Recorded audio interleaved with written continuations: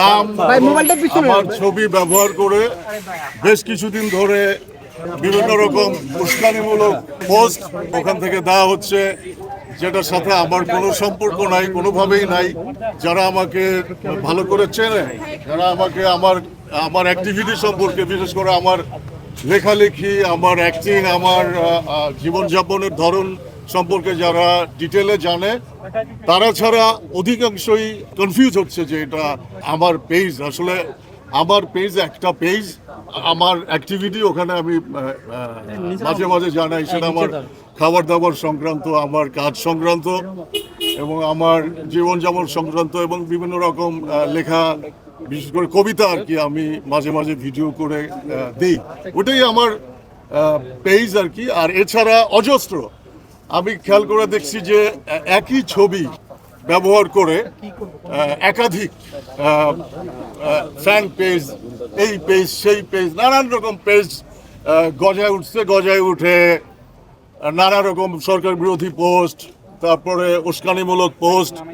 এই সম্প্রতি যে আন্দোলন হয়ে গেল, এটাকে ঘিরে নানান রকম উস্কানি এবং বিভিন্ন ইস্যুতে বিভিন্ন রকম অস্থিতিশীল করার জন্য, যে সমস্ত মানুষকে উস্কানি দেওয়ার জন্য যেভাবে লিখতে হয় ওইভাবে লিখে বা বলে এই সমস্ত পোস্ট আর কি দেওয়া হচ্ছে।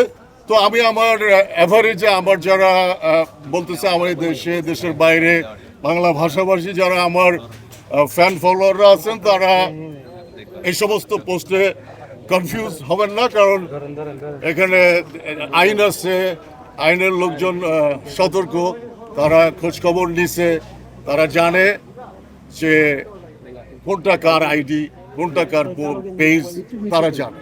তারপরেও এত মানুষ কনফিউজ হচ্ছে, যে জন্য আমাকে আজকে আপনাদের সামনে বা ডিবি অফিসে আসতে হয়েছে। এই আর কি, ডিবি অফিসে আসছি আনন্দ সাহেবের সাথে কথা বলতে, যে যারা এসব করতেছে তাদের বিরুদ্ধে কিভাবে আইনি পদক্ষেপ নেওয়া যায় সে ব্যাপারে আমি কথা বলতে আসছি। এতদিন আসতে পারি নাই, কারণ এতদিন ছিল, নানা রকম শাটডাউন ছিল, তারপরে কারফিউ ছিল, নানা একটু অস্থিতিশীলতা ছিল এবং মুভ করা যাচ্ছিল না কোথাও, এই জন্য আসতে পারি নাই। এই জন্য আজকে স্বাভাবিক হয়েছে, এই জন্য আমি আজকে আসছি, ওনার সাথে কথা বললাম যে এগুলো যারা করতেছে, যারা আমাকে বিব্রত করতেছে নানানভাবে, আমি যেগুলোর সাথে জড়িত না, তাদের যেন উচিত শাস্তি হয়।